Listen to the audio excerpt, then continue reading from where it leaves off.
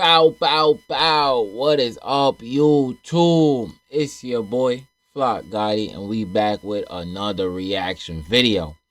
And in this video, we got the bank heist of the century. You feel me?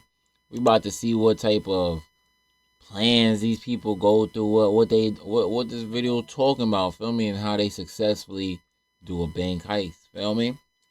We going. I'm thinking of a movie. It's Money Heist. That's like the best bank heist movie I seen.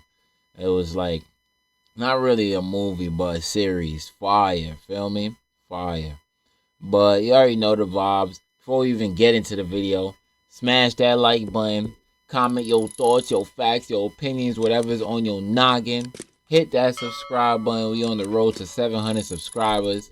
And turn on post notifications to keep updated with your boy. Let's get into the video. Bow. Jenny is working the night shift at a cash depot in Sweden. She's counting banknotes, tons of money. But by now it's just pieces of paper to her. Routine, really. Just like these headphones she and the others are wearing to block out the noise. But suddenly a new sound starts to creep in. Wait, is that a helicopter? This is the beginning of one of the most spectacular bank heists in history. Robbers will strike several locations across Sweden at the exact same time. The police will be outmatched, the authorities humiliated, and millions in cash will be stolen. The chase will lead investigators to Eastern Europe. And, of all things, doing it at the same time, though, that's smart, low-key. Security camera at a local McDonald's will provide a crucial clue. We dug through countless court documents to piece together how the Vestberga heist actually went down, and who was really behind it.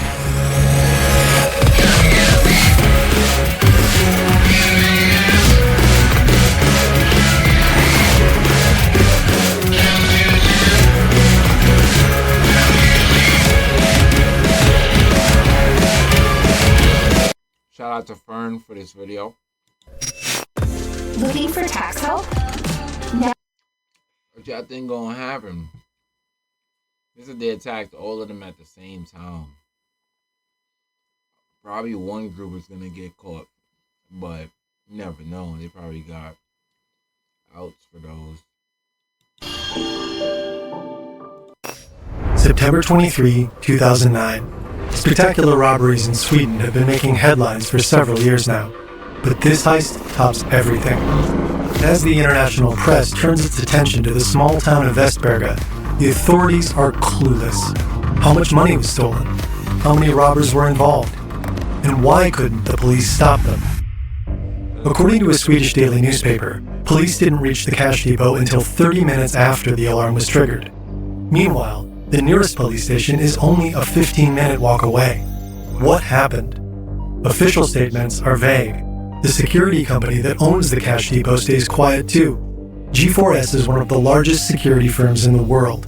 They install security systems and protect sites such as nuclear power plants in the US and even the Pentagon. Right before the end of the month, depots like this one are packed with cash, so people across Sweden can withdraw their salaries the moment the money arrives. A pretty good time to strike.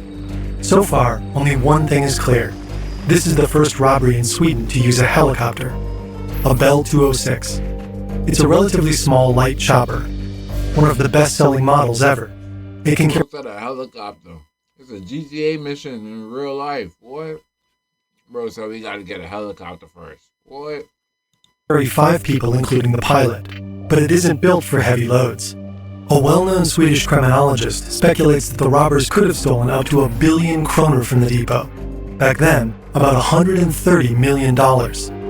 Helicopter experts, on the other hand, say that carrying that much cash, it should have crashed. So how the hell did they pull this off? September 23, the early morning hours. Mittinga, a small town known for its sea views and peaceful atmosphere, is asleep. Alongside holiday homes, the town also has a hangar, housing these 2 helicopters. They belong to the Stockholm police. And this man sneaking through the bushes has his eye on them. Under each arm, he's carrying a plastic box. The man places the first box in front of the hangar. Then he moves to the back and places the second one. Then he returns to the hangar's entrance and pulls out a hatchet. He smashes the numbered entry pad several times. Finally, he disappears back into the darkness. And then, nothing happens. The man walks to the nearest bus stop and gets rid of his gear. His part of the job is done. Now it's up to the others. Back at the depot. Down here, Jenny and her colleagues are counting cash.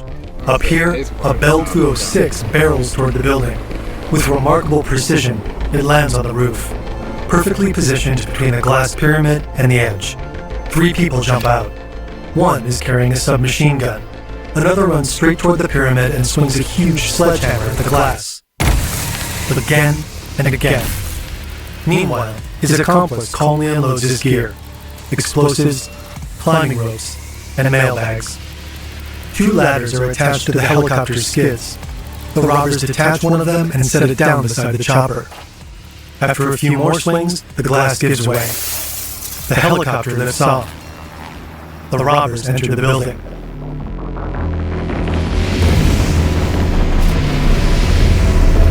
Yanni's boss spots them. He knows they're coming for the counting room, so he rushes back and yells, "Secure all the money!" Then he triggers the alarm and calls building security. Yanni still doesn't fully clock what's going on, but her boss's instructions are clear. The cash has to be locked away in these cages, made of reinforced steel, secured with padlocks. It's still quiet at the police station, about a 10-minute drive from Vesberga. Inspector Göran Palm is about to finish his shift. He's waiting for his colleague to take over. When suddenly, the alarm sounds. Immediately, Inspector Palm rushes to his car. A colleague jumps in after him. They're told that the alarm came from the G4S cash depot. Helicopter, armed men, on the roof. Palm speeds toward the scene. He feels like he's starring in a Hollywood movie. It's only one cop car? That's what they messed up so far. Soon, they're closing in on the depot, when Palm spots something on the road. The officers jump out of the car to find out what just happened. Chains, stretched across the entire road and studded with spikes. The robbers are inside the building now. They set up a ladder to climb up to the 6th floor. Instead, like what in GTA is been, well, this is Sweden, so their response time is probably slower. But what? This is like four stars already, 4 or 5 stars already. Feel me? Mad police cars are sliding, like 4 or 5 of them sliding. First 2 get ran over by the spikes. Oh, next ones go around. I'm telling you, they tweaked one of them. The main vault where the money is usually stored is on the 2nd floor, but the counting room is up here. To get there, this glass pane needs to go. Hitting it with a sledgehammer doesn't work, so the robber uses explosives. He presses a bomb made of dynamite against the glass, connects a wire, and detonates it. They enter the office and smash through this simple door. Now, just a single steel door separates the robbers from the cash depot's staff. In the counting room, the staff is still frantically securing the money. When they hear the explosion, they panic. The team leader has been trained for a lot of things, but not for this. Then there's another explosion. The robbers are trying to get through the door. The explosion mangles the metal around the handle, but it stays intact. But after a 3rd explosion, smoke enters the room. The staff needs to get out of here, fast. The team leader orders everyone into the main vault on the 2nd floor. They leave the room through a secondary exit, take the stairs down several floors, and enter an airlock just outside the main vault. The airlock is designed for 1 person. Now 14 people have to squeeze inside, including a pregnant woman. Oh, wow. In this hermetically sealed room, there's no cell reception. Yo, isn't it crazy? Every time it's something like this, it's always a little kid in there or a pregnant woman. It's always something like that, or somebody in a wheelchair or something like that. I'm telling you, it's always something like, oh my gosh. The group leader can't call building security or anyone else. And the door to the vault won't open. They're stuck. If you think your child may have autism, Cornered already. your center is off. Their colleagues in the vault room are also panicking. Building security has instructed them to keep the airlock door closed. They have no visual on the robbers. Maybe they're even hiding among the employees in the airlock. It's so cramped in here that no one can move. The air is stuffy, the heat almost unbearable. Yenny. For this to be a good job or a great job, they gotta have an inside person. His colleague struggles to pull out a photo of her daughter. If the robbers want to get into the vault by blowing their way through the airlock, no one here will survive. Meanwhile, the robbers have entered the counting room. They carve into the cage's padlocks with a buzzsaw. The locks are gone within seconds. While they're packing, they seem oddly calm, as if they know that no one will catch them anytime soon. Robbing a place is a pretty unethical way to make money. But let's look at this list real quick. Rural and barely making it. For this one, ethnic second city strugglers. Or our personal favorite, credit crunched city families. These are real marketing lists, full of vulnerable people to be targeted by predatory ads. Hey, we heard you broke. Worried about securing your kid's future? How about you try some gambling? Data broke. They fight ciphers, and if they don't Fern Depot, every access road is blocked by metal chains about 10 meters long. If a police car drove over one of these chains, its tires would instantly be sliced open. The robbery has been in progress for more than 15 minutes now. The helicopter is still circling above, meaning the robbers are still inside. Police request aerial support from the military, but the armed forces can't provide any aircraft. Instead, police helicopters are ordered in. We don't know exactly how, but Inspector Palm eventually gets close to the depot. He sets up a roadblock a few hundred meters away from the building. When Palm and his colleagues ask whether they're allowed to fire at the helicopter, the answer is a strict no. It's too dangerous. Instead, they're ordered to wait for the National Task Force. Why would he? Nah, this guy gotta be a rookie or something. Bro said, now I know why they said, oh, he's driving like he's starring a Hollywood film. Because, like, what, bro? Can we shoot the helicopter? Like, what, bro? Holmes is frustrated. All he can do is stand there and wait. Luckily, the police helicopter must already be on its way. Or is it? At 5:30 in the morning, police officers in Mittinga receive an alert. Robbery ongoing, a helicopter is involved. Air support required. 2 officers race toward the hangar. Their helicopter was returned just hours earlier. They'll have it ready in 10 minutes and be over Vestberga 15 minutes after the alarm. But at the entrance, they stop. Is that a bomb? There's no way they can reach the helicopter. And even if they could they really risk taking off in a fuel-filled helicopter next to explosives? The 2 officers have only one option: call in the bomb squad and wait at a safe distance. So the White Bell 206 keeps circling above the cash depot, unbothered. The security team watches as the intruders reappear in the courtyard and make their way toward the roof, carrying at least 7 bags. They hoist them up. The 3 men climb the ladders.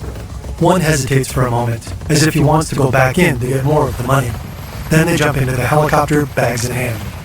And just 30 minutes after hitting the cash depot, they disappear into the morning sky. When the SWAT team enters the building, the robbers are long gone. Finally, the airlock door in the cash depot opens. The team leader, Yenny, and her colleagues are safe. At the police hangar in Mittinga, the bomb squad is in full swing. They use a water cannon to neutralize the bombs. But there are no explosions, and no smoke. As the special unit approaches, they find 2 very wet plastic boxes with lights attached. They fell for dummies. Ooh, Meanwhile, wow, I'm like, imagine, what? Wow. About a kilometer away, firefighters are putting out a small roadside fire at a bus stop. In the ashes, they find remains of a mask, gloves, a hatchet, a canister, and a lighter. Around 6 a.m., people in nearby towns spot an object in the sky. A small white helicopter flying unusually low and slow over the forests. Not a single light is on. The robbers land in a forested park. They take everything with them, leaving only a GPS device and a few cable ties behind. Investigators find the helicopter about 2 hours later. They learn it was stolen from a flight school about 70 kilometers northeast of Stockholm just after 4 a.m. A manhunt is underway this morning. As the country wakes up, the heist dominates the news. A reward of about $900,000 is offered for information on the robbers. The next day, the Swedish police still have... What's that 900,000, man? We can't give you that million, though. Well, we can give you 900,000. Plus tax. Yo. Have no suspects. Despite the fact that they knew about the planned helicopter heist long before it happened. A month before the heist, Swedish police receive a warning from Serbia's intelligence service. A crew of international thieves is planning to strike. Serbian police even share specifics. A helicopter is to be used. 3 robbers will carry out the job, backed by a group of around 20 people. The chopper will land on the roof of a multi-story building. The crew will blast their way inside and in under 5 minutes grab the equivalent of roughly $13 million. The whole thing will go down by September 16 at the latest. If not, the plan will be called off.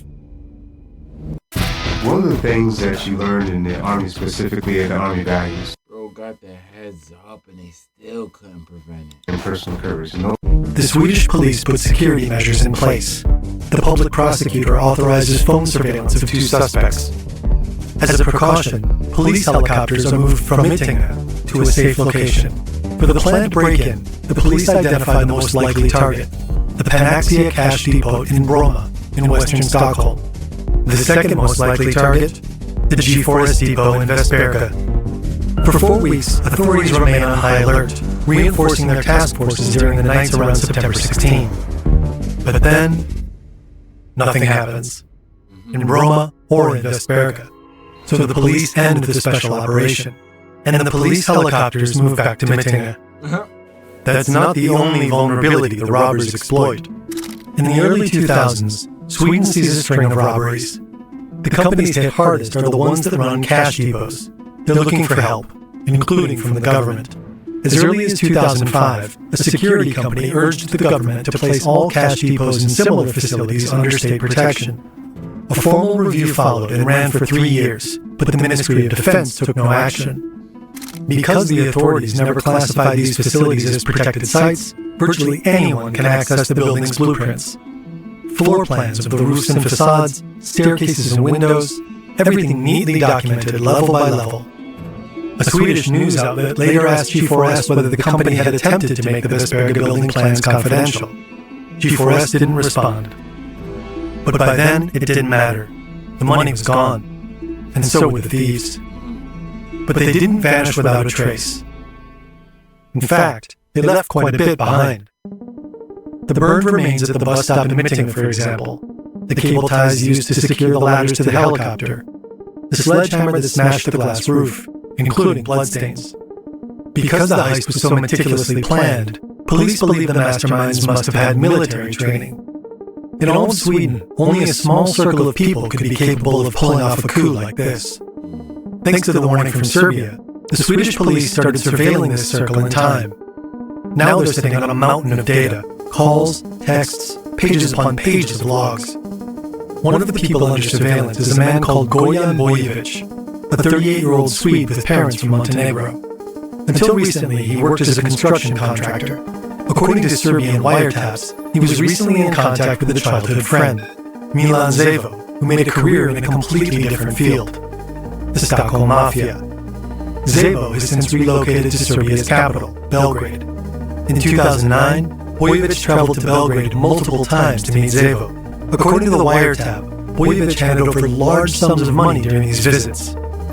Swedish police realized that Bojevic is asking Zevo for help. At the end of August, the two speak on the phone.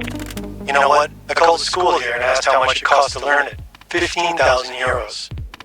Bojevic wants to learn to fly a helicopter. Zevo shuts the idea down. Pilot training would take way too long. So Bojevic starts looking into another solution. It's September 2, 3 weeks before the heist. Bojevic is in his car, driving toward Kepsholmen, the small island in Stockholm. It has a museum right on the waterfront. Bojevic is here to meet these 2 men. They've been waiting for him. He walks up to them and sits down between them. Just a few meters away, a woman walks her dog. Her real job is to observe Goran Bojevic. She can't hear exactly what the men are saying. she can only keep an eye on them. The three chat for about 5 minutes with Boyevich doing most of the talking. Then, handshakes. One man walks with Boyevich to his car while the other gets into a Peugeot and drives off. On September 28, 5 days after the heist. Yo, that don't be crazy though. It'd be like a person walking a dog. Could be an undercover spy or something like that. Yo, it'd be so crazy. The police and a Swedish court announced that 6 suspects have been arrested. One of the suspects is Goran Boyevich. Searching his apartment, investigators found a bag containing about 118,500 kroner, roughly $15,000 at the time. He's believed to have put the team together. Another man is arrested at Arlanda Airport just before he can escape to the Canary Islands. The press nicknames him Flykt, which means escape in Swedish. His real name is Alexander Eriksson. He's a TV producer who runs in high society circles with Swedish celebrities. He's even rumored to be in contact He's the driver, the flying driver. That's crazy. With the Prime Minister. Between October and December, police arrest 7 more men accused of helping plan or taking part in the heist. One of them is believed to have planted the fake bombs. His DNA is found in the remains of the gloves and the lighter. In January, investigators identified the man who carried the submachine gun. The police already know him. His name is Zadok Adum, and this was his second armed robbery. Back in 2000, he and a gang stole invaluable art from the Swedish National Museum. He was caught and served 2 years in prison. Now he's been caught again. In July 2010, the public prosecutor presses charges. While the 10 arrests are seen as a major success for the investigation, authorities believe there must have been more people. That's one of the things, though, feel me, that about the cops, feel me. They be like, yeah, you gotta wait for it. But way later down the line, even a couple of years maybe, they on you crazy. People involved behind the scenes. For over 10 months, the police gather evidence and interview witnesses. 50 investigators work the case full-time. By now, they have a clear picture of how much the robbers managed to steal. Almost 40 million kroner, about $5 million at the time. That's how they managed to get away by helicopter, not taking too much. Just under a year after the robbery, the 10 men stand trial. 5 of them were accused of being directly involved in the heist. The other 5 face charges of aiding and abetting. The public prosecutor is confident there's enough evidence to convict all of them. But the men deny the charges. Take Alexander Eriksson, the TV producer. He's accused of flying the helicopter on the night of the heist. No way, he insists. His DNA in the stolen helicopter? That's easily explained, he says. After all, the chopper was stolen from the flight school he's been a member of for 15 years. The undercover officer at the museum clearly identifies him as the man in the suit at the meeting with Boyevich. Eriksson admits he was at the meeting. And yes, he talked to Boyevich, but about wind power, since Boyevich works in construction. He claims to have an alibi, too. On the night of the heist, he was involved in a car accident. But there's a problem. An hour after the supposed accident, he's spotted at a local McDonald's, about a 30-minute walk from where the helicopter was later found. Surveillance footage shows Eriksson calmly ordering breakfast just before 7 a.m. How did he get from a car crash in central Stockholm to a McDonald's in the suburbs? Awaken to a world of wonder in Final Fantasy XIV Online. The prosecution is convinced that 2 of the other defendants staged the crash to give him an alibi. Surprisingly, one of them, Zadok Adum, admits his involvement. Investigators found his blood on multiple pieces of evidence. The other defendants continue to deny any. It's always one. Yeah, I admit. Like, bro, what? I'm telling you, it's clip, gang. Involvement in the heist. But after just 18 days of trial, 7 of the 10 deny any blood on multiple pieces of evidence. The other defendants continue to deny any involvement in the heist. But after just 18 days of trial, 7 of the 10 defendants are convicted. Alexander Eriksson and Zadok Adum are each sentenced to 7 years in prison for armed robbery. The other 5 defendants are found guilty of aiding, abetting, and protecting criminals, including Goran Boyevich, who also goes to prison. Before the trial, they were seen as daring, clever crooks. None of them were elite soldiers in the Balkan Wars, as was speculated. But the trial stripped them of their mystique. They turned out to be nothing more than a ragtag group of violent criminals. After the heist, heated debate broke out in Sweden over how such attacks could be prevented in the future. Trade unions spoke out. Handling cash creates a dangerous work environment for employees. So, for their protection, maybe they should just get rid of it. According to a report from the banking union, 1 in 4 retail workers had already been a victim of a robbery, some multiple times. And according to an anti-cash lobby group, 2 out of every 3 Swedish kroner in circulation was actually unreported money. The helicopter heist in Vesberga contributed to a shift in thinking. Over time, cash gradually disappeared from daily life. Sweden was the first country in Europe to print paper money back in 1661. About 350 years later, it was one of the first to start abandoning it. The number of robberies in Sweden dropped dramatically.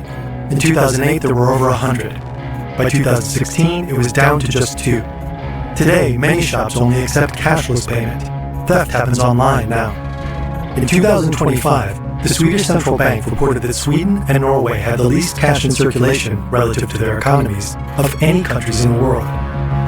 But some cash is still around, and someone somewhere has quite a lot of it, because the money from the Vesberga heist was never recovered.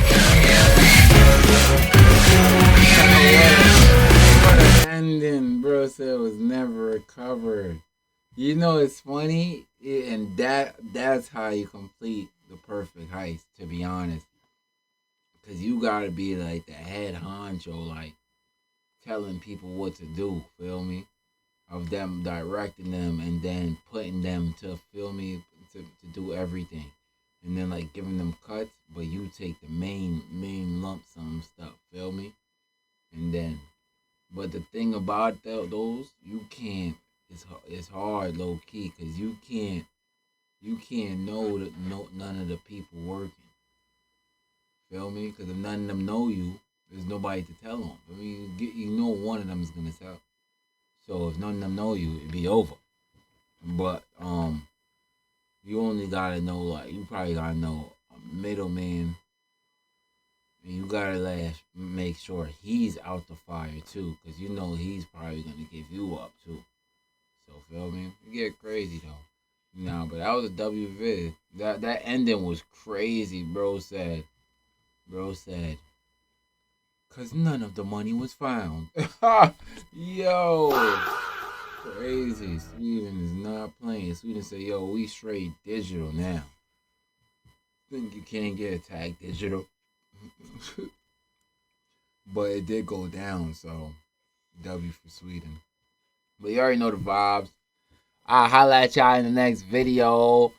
Like, comment, subscribe, turn on post notification, all that good stuff. You know the vibe. You rock with me, I'm rocking with you. See you guys in the next video. Bow!